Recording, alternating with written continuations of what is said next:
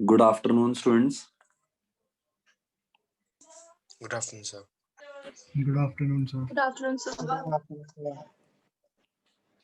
बेटा कल हमने पढ़ा था कि जो ये आईपीआर है इसके बारे में पढ़ा था कल हमने कि आईपीआर जो है वो आईपीआर मतलब कैसे हमारे लिए जरूरी हो जाता है और ये इंटेलेक्चुअल प्रॉपर्टी राइट जो है ये कैसे नॉर्मल एसेट से अलग है ना, कैसे हम इसको अलग से कंसीडर करते हैं। क्यों? क्योंकि ये सबसे बड़ी बात है कि क्या होता है, इंटेंजिबल होता है। क्या होता है? इंटेंजिबल। और ये एक तरह से सरकार लोगों को क्या देती है, प्रोटेक्शन देती है। क्या देती है?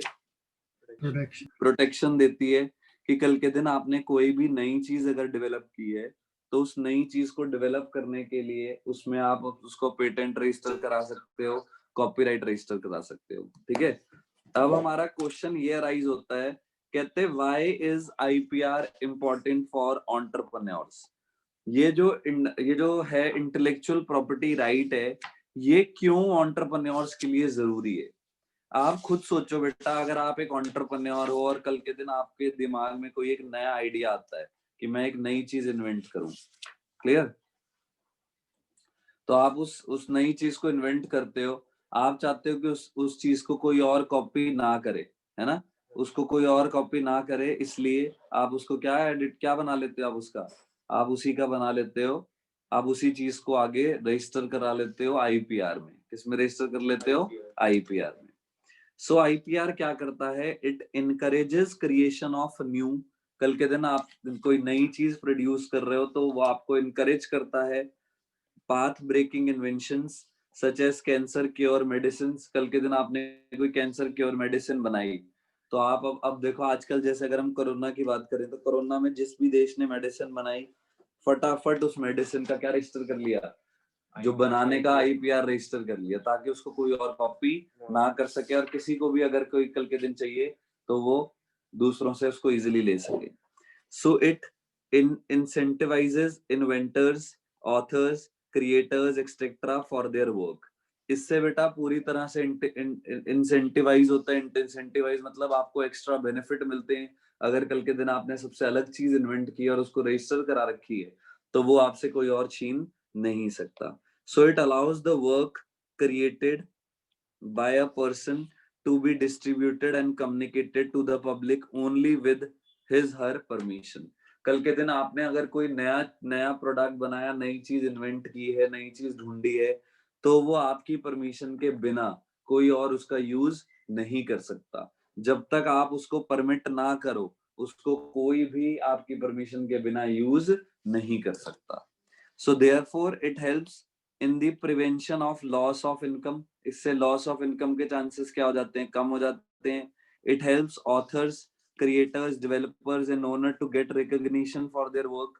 कल के दिन आपने कोई अलग से काम किया तो आपको उसकी क्या मिलती है, रिकॉग्निशन भी मिलती है, आपको उसकी पहचान मिलती है कि भाई इन्होंने अलग से काम किया है। तो उसको पूरी तरह से आपको लोग एक तरह से रिकॉग्नाइज करते हैं कि यार इन्होंने ये नई चीज डेवलप की है। क्लियर? तो आपको वहां से वो पहचान भी मिलती है। यहाँ तक क्लियर बेटा? क्लैरिटी है सबको? तो इसीलिए एंटरप्रेन्योर्स के लिए ये बेटा पूरी तरह से क्या हो जाता है, ये पूरी तरह से एंटरप्रेन्योर के लिए बेनिफिशियल हो जाता है कि कल के दिन अगर कोई भी ऐसी चीज है तो उसमें आपको बेनिफिट मिलता है। क्या मिलता है उसमें? आपको बेनिफिट मिलता है। So with the establishment of the WTO, जब बेटा वर्ल्ड ट्रेड ऑर्गेनाइजेशन बनी जब, तो उससे क्या हुआ, the importance and role of intellectual property protection has been crystallized in the trade related intellectual property system agreement।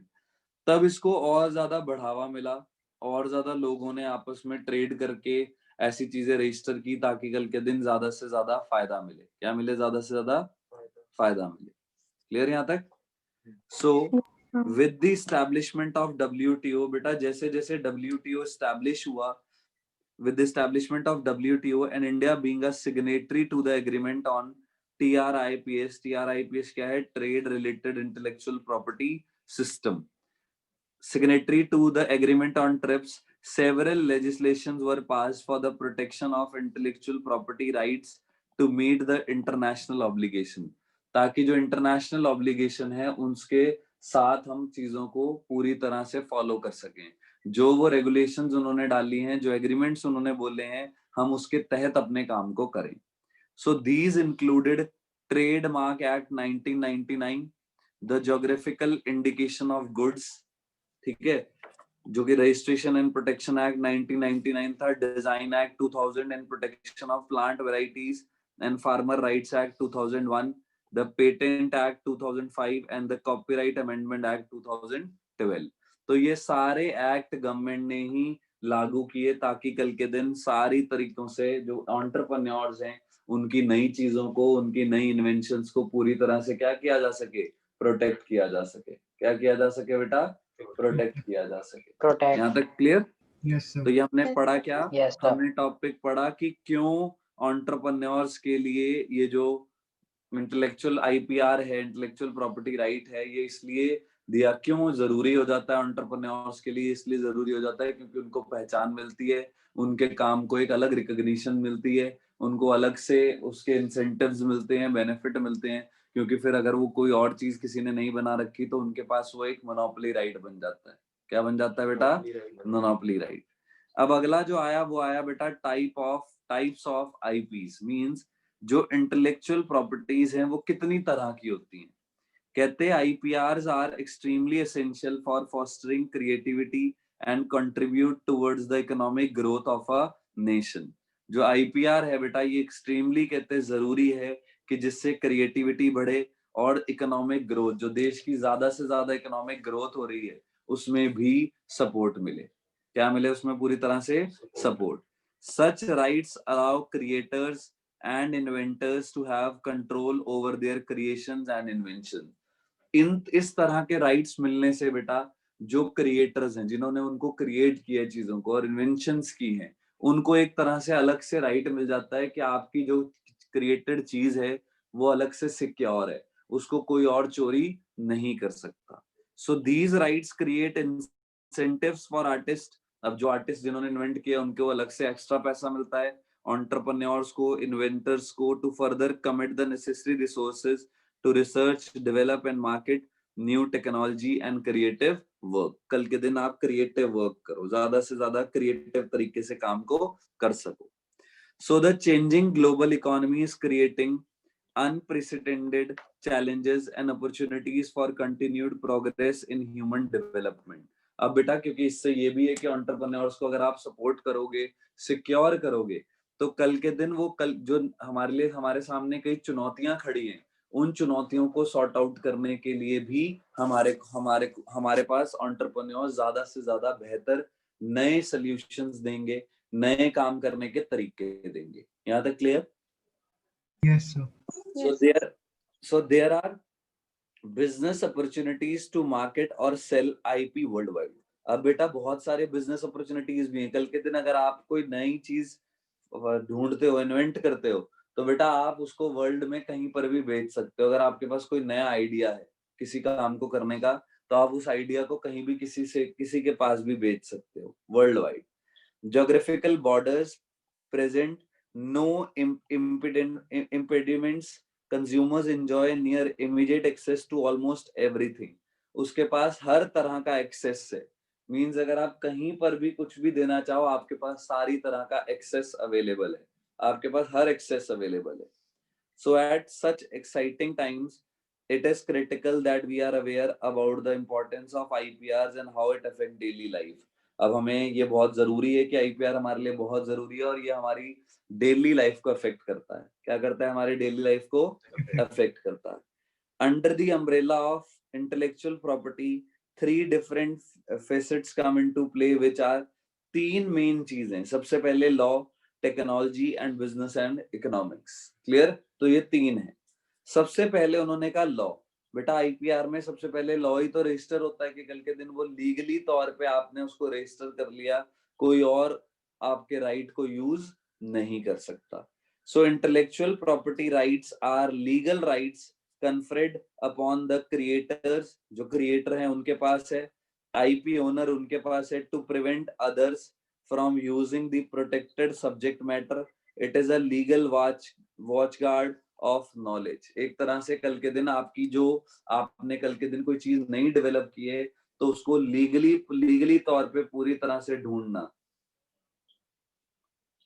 Legally तरीके से ढूंढना कि कल के दिन वो आपने कल के दिन कोई नई चीज अगर इन्वेंट की है तो वो लीगली तौर पे आप उससे प्रोटेक्टेड हो, कोई उसको छीन नहीं सकता। अगर आपको लगता है कि किसी ने आपसे वो कर लिया चोरी, तो आप उसके ऊपर लीगल एक्शन ले सकते हो। क्या ले सकते हो बेटा? Legal action. दूसरा टेक्नोलॉजी। अब बेटा जनरली अगर हम बोले भी कि ऐसा कोई नया चीज आप इन्वेंट कर रहे हो, कुछ कर रहे हो, तो वो टेक्नोलॉजी बेस्ड तो होगा ही होगा, है ना? टेक्नोलॉजी से रिलेटेड तो होगा ही होगा। क्यों? क्योंकि अब आजकल क्या करते हैं लोग, न्यू टेक्नोलॉजी को, नई टेक्नोलॉजी कोई आती है तो उसको वो क्या कर लेते हैं, उसी को वो पेटेंट करा लेते हैं। क्या करा लेते हैं? उसको वो पेटेंट कहते हैं। Patent. The pre of intellectual property is that the creation has to be original. Creation क्या होनी चाहिए? पूरी तरह से ओरिजिनल होनी चाहिए। ये नहीं कि आपने किसी से उसे कॉपी किया हुआ और रजिस्टर करा लिया, नहीं, ऐसा नहीं होता। जो ओरिजिनल होना चाहिए बिल्कुल। So the creator has to bring something novel into existence. उसको कुछ नया लाना पड़ेगा जो न्यू तरीके से बना है। ऐसा नहीं कि आपने पुराने को ही थोड़ी मॉडिफिकेशन करके उसमें उसको रजिस्टर करा लिया, नहीं, ऐसा नहीं हो सकता। Clear? So IPR with respect to technology covers various aspects of information technology, automobiles, pharmaceuticals, biotechnology, etc. तो इसीलिए बेटा आईपीआर क्या करता है? आईपीआर आपको बहुत तरह के एस्पेक्ट्स के कवर देता है। जैसे इंफॉर्मेशन आईटी का कवर देता है। कल के दिन आप ऑटोमोबाइल में आपने कोई नई तरह की कार डेवलप की और फिर आपने उसको रजिस्टर करा लिया, तो वहां पर भी आईपीआर आपको पूरी तरह से क्या देता है? प्रोटेक्शन देता है। क्या देता है बेटा? प्रोटेक्शन देता है। फार्मास्यूटिकल, आपने कोई नई दवाई बना ली, नई मेडिसिन जैसी आपने डेवलप की, आपने उस मेडिसिन को फटाफट क्या करा लो? आईपीआर करा सकते हैं। क्या करा सकते हैं? आईपीआर। तीसरा आया बिजनेस एंड इकोनॉमिक्स में। कल के दिन आपके पास कोई नया बिजनेस का तरीका आया, तो उसको भी बेटा आप पूरी तरह से आईपीआर करा सकते हो, उसको भी आप रजिस्टर करा सकते हो। The basic of IPR help in the development of industry and in the success of businesses. अब बेटा आईपीआर कल के दिन आपके बिजनेस को सक्सेसफुल बनाने में भी आपकी मदद करता है। कैसे? अब आप खुद सोचो कि आपने कोई नया तरीके की चीज डेवलप की, तो उससे क्या होगा? कल के दिन आपका बिजनेस एकदम से आगे काफी फ्रंट फुट पे आ जाएगा। कैसे फ्रंट फुट पे आ जाएगा? क्योंकि आपने एग्जिस्टिंग बिजनेसेस के चलते चलते एक नई चीज को डेवलप कर लिया। क्या डेवलप कर लिया?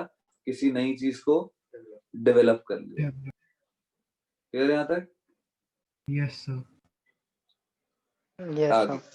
सो IPR provides right to the proprietors of the businesses. आपके एक तरह के अधिकार मिल जाते हैं कि कल के दिन आपको कोई भी बिजनेस करना है तो उसका आपके पास राइट है। आपको कोई भी रिफ्यूज नहीं कर सकता, आपको कोई भी उसमें मना नहीं कर सकता कि आप ये बिजनेस नहीं कर सकते, ऐसा आपको कोई भी रिफ्यूज नहीं कर सकता। यहाँ तक क्लियर बेटा? Yes, sir. इसके बाद बेटा जब हमने टाइप ऑफ आईपीज में पढ़ा तो सबसे पहले आ गया कॉपीराइट। क्या आ गया? Copyright. कॉपीराइट क्या होता है? बेसिकली जो आपने किया उसको कोई और कॉपी नहीं कर सकता। कई बार आप देखना बुक्स में लिखा होता है कि ये कॉपीराइट है, मैंने इसका कॉपीराइट रजिस्टर कर रखा है, अगर इसको कल के दिन कोई कॉपी करता है तो उसको पहले पेमेंट देनी होगी जिसने वो कॉपीराइट रजिस्टर किया उसको। क्लियर? जैसे मैंने कोई बुक बना ली तो मैं वो बुक कॉपीराइट अगर करा लूंगा तो उसको मेरे बिना कोई और कॉपी नहीं कर सकता। हाँ, अगर मैं परमिट कर दूं किसी को तो वो कॉपी हो सकता है। ठीक है? So copyright is the right to not copy. कि मतलब आपके पास अधिकार आ गया कि आपकी इस जो ये असाइनमेंट है इसको कोई भी कॉपी नहीं कर सकता। So it is offered when an original idea is expressed by the creator और ऑथर। कोई क्रिएटर या ऑथर है उसके पास एक राइट आ गया है कि वो आपके अलावा कोई और उसका कॉपी नहीं कर सकता। सो it is a right conferred upon the creator of literary, artistic, musical, sound, recording, cinematographic film. The copyright is an exclusive right of the creator to prohibit the unauthorized use of the content, which includes reproducing and distributing copies of the subject matter. कई बार बेटा movies में भी आपने देखा होगा, movies में भी बेटा कॉपीराइट हुआ होता है कि इस सेम मूवी को कोई और मेरे से कॉपी नहीं कर सकता। अगर ये मूवी हमने बनाई है तो ये कभी आप शुरू में देखना लिखा होता है, जब शुरू में मूवी स्टार्ट होती है तो वहां लिखा होता है कि कॉपीराइट रजिस्टर्ड है, कि इस मूवी को कोई और कॉपी नहीं कर सकता। क्योंकि ऐसा होता है ना कि साउथ की मूवी को बॉलीवुड कॉपी कर लेता है, बॉलीवुड मूवीज को साउथ कॉपी कर लेता है। जैसे हमारी अ वेडनेसडे मूवी थी, उस मूवी को हॉलीवुड ने कॉपी किया।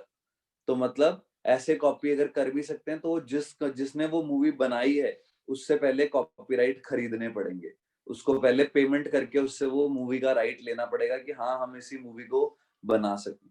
क्लियर? Yes, clear sir. बेटा Yes, सब? sir. So the unique Yes, sir. feature of copyright is that the protection of work arises automatically as soon as the work comes into existence.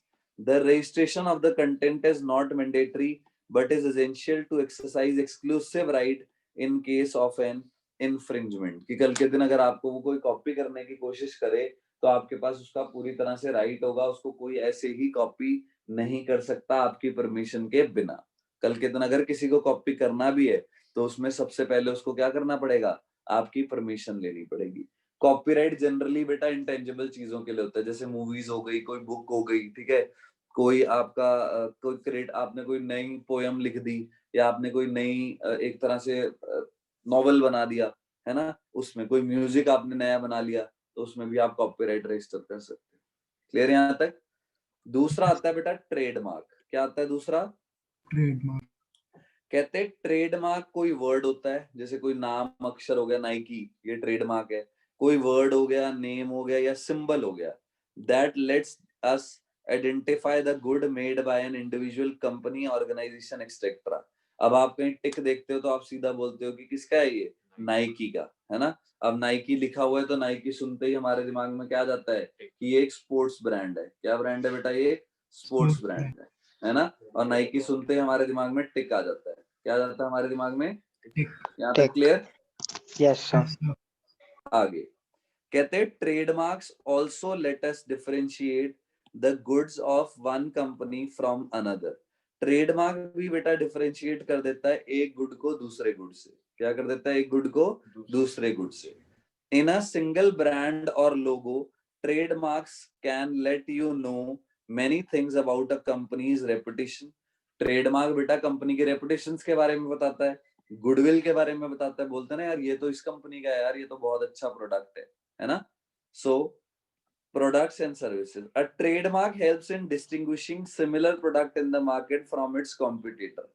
Trademark की मदद से बेटा आप simply product को differentiate भी कर सकते हो। क्या कर सकते हो? प्रोडक्ट को डिफरेंशिएट कर सकते हो। दो प्रोडक्ट में से किसी एक को आसानी से आप अलग से बता सकते हो कि ये इसका है या नहीं।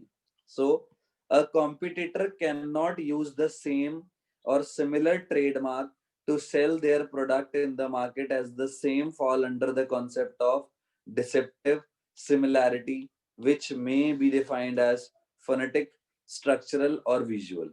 किसी भी तरह से ना ही बेटा वो सुनने में सेम होना चाहिए। आप अगर कंपनी का नाम भी रखो तो आप कंपनी का नाम भी ऐसा ना हो कि आपने अक्षर चेंज आगे पीछे कर लिए और सुनने में उसकी स्पेलिंग सेम हो या उसकी प्रोनाउंसिएशन एक जैसी हो, ऐसा भी नहीं हो सकता। क्लियर? उसकी प्रोनाउंसिएशन भी अलग होनी चाहिए, उसकी राइटिंग जो लिख रहे हो वो भी अलग होना चाहिए, हर तरह से वो अलग होना चाहिए। क्लैरिटी? Yes, sir.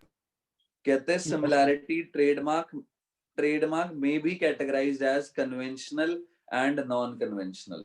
ट्रेडमार्क्स को बेटा दो में डिवाइड किया गया है, एक तरफ रखा गया है कन्वेंशनल और एक तरफ रखा गया है नॉन कन्वेंशनल ट्रेडमार्क। यहाँ तक क्लियर? कन्वेंशनल में क्या आता है? कन्वेंशनल ट्रेडमार्क हो गए जैसे words, colour combination, label, logo, packaging, shape of goods etcetera. कई बार अब आजकल आप देखते हो ना वो पेपर बोट में अलग से शेप दे रखी है, उसकी शेप अलग ही है ना। मैगी का आप देखते हो कि येलो कलर की मैगी हो रखी है ना। कैडबरी का देखते हो, आपकी कैडबरी हमेशा पर्पल से कलर की चॉकलेट, ब्लू से कलर की चॉकलेट है ना, और उसमें अलग से कैडबरी लिखा हुआ है। तो वो लोगो, डिजाइन, साइन ऐसे कोई नॉर्मली चेंज नहीं कर सकते। क्लियर? तो ये जिसमें भी लोगो वगैरह वर्ड्स आ गए, कॉम्बिनेशन आ गए, ये कन्वेंशनल है। Non conventional trademarks, under this category those marks are considered with which were not considered distinctive previously but started getting recognition with the passage of time. That is sound mark, dynamic mark, etc. कई बार आप window की एक tune सुनते हो, window की एक अलग से टोन आती है ना, तो वो अलग ही टोन है, तो वो भी एक तरह से बेटा उसका नॉन कन्वेंशनल है कि पहले नहीं था बट धीरे धीरे करके उसकी एक अपने आप एक अलग पहचान बन गई. क्या बन गई? अलग से एक अपनी पहचान. Besides these, इसके साथ साथ smell and taste are also considered for protection as trademark. कि बेटा आपका एक बर्गर अलग से टेस्ट और कर रहा है, तो वो उसका भी ट्रेडमार्क कंपनी कई बार रजिस्टर कर लेती है. जैसे कोका कोला का मैंने आपको बताया था ना, कोका कोला पूरे वर्ल्ड में 3 ही लोगों को उसकी रेसिपी के बारे में पता है. So in some parts of the world, but they are not recognized as trademark in India. India में बेटा ये जो टेस्ट एंड स्मेल है इसको ट्रेडमार्क नहीं रजिस्टर करने देते इंडिया में, बट वर्ल्ड में काफी जगहों पर ये है. The registration of trademark is not mandatory under the Trademark Act 1999, but registration of trademark helps establish exclusive right over the mark. देखो जरूरी तो नहीं है, वो तो आपकी मर्जी है कि आप चाहते हो कि आपका लोगो नाम कोई अगर कॉपी ना करे तो आप रजिस्टर करा लो, क्लियर. लेकिन अगर आप चाहते हो कि रजिस्टर अगर करे, अगर आप ऐसा चाहते हो कि चाहते हो कि कोई भी मेरा ब्रांड नेम या मेरा लोगो कोई कॉपी ना कर सके, तो आपकी मर्जी है, आपके ऊपर ऑप्शनल है कि आप उसको रजिस्टर करा सकते हो as trademark. Clear. So to register the mark, आप अपने मार्क को रजिस्टर करने के लिए ये एक वेबसाइट दे रखी है www.ipindia.nic.in, जो कि वेबसाइट है इंडियन ट्रेडमार्क रजिस्ट्री. यहाँ पर आप अपने लोगो या नाम को कभी भी कैसे भी रजिस्टर करा सकते हो. यहाँ तक क्लियर बेटा? Yes, sir. इसके बाद आ गया बेटा जोग्राफिकल इंडिकेशन. क्या आ गई? Geographical indication. कल आपका चैप्टर 9 कंप्लीट हो जाएगा. क्लियर बेटा? Yes, sir. सो Yes. आगे पॉइंट आया जोग्राफिकल इंडिकेशन.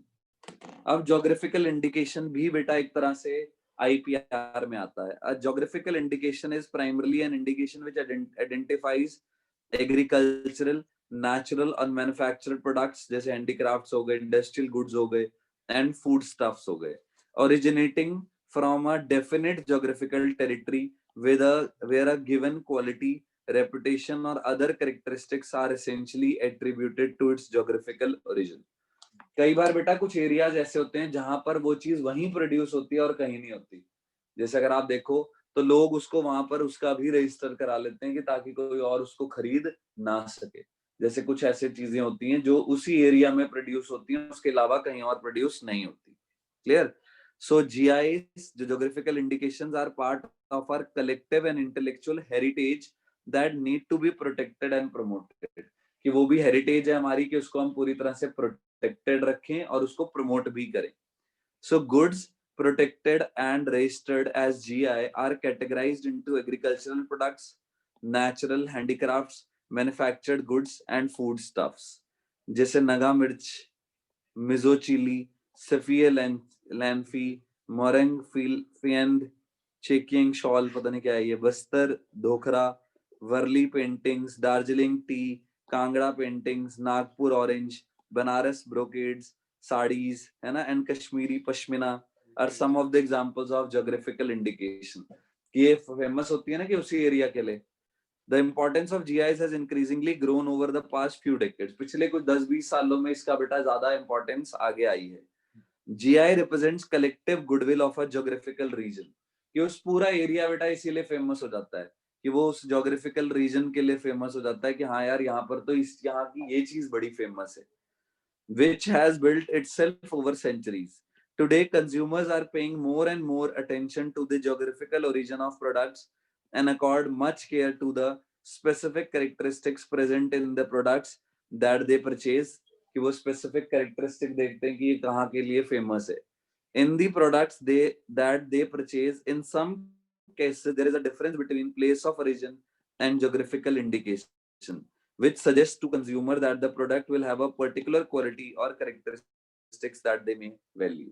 कई बार ऐसा होता है ना कि ओरिजिनेट कहीं से हुआ है लेकिन उसकी ज्योग्राफिकल इंडिकेशन कहीं और की हुई है, ऐसा भी पॉसिबल है. यहाँ तक क्लियर? क्लियर बेटा? आज हमने 3 मेन चीजें पढ़ी. कौन कौन सी? Copyright, patent and geographical indication. Clear? अब हमारा क्या क्या रह गया? पेटेंट, ट्रेडमार्क भी पढ़ा हमने, 4 चीजें पढ़ी हैं टोटल। अच्छा, हमने पढ़ा है कॉपीराइट, ट्रेडमार्क और ज्योग्राफिकल इंडिकेशन। ठीक है, अब हमने पढ़ना है patent, design, plant variety, semiconductor, integrated circuit layout design और आईपीएन बिजनेस। बस ये हमारा कल का छोटा सा टॉपिक रह गया। उसके बाद हमारा ये चैप्टर 9 भी कंप्लीट हो गया। क्लियर? इसके बाद हम केस स्टडीज डिस्कस करेंगे। क्लियर बेटा? तो आज के लिए इतना Yes. सफिशिएंट है।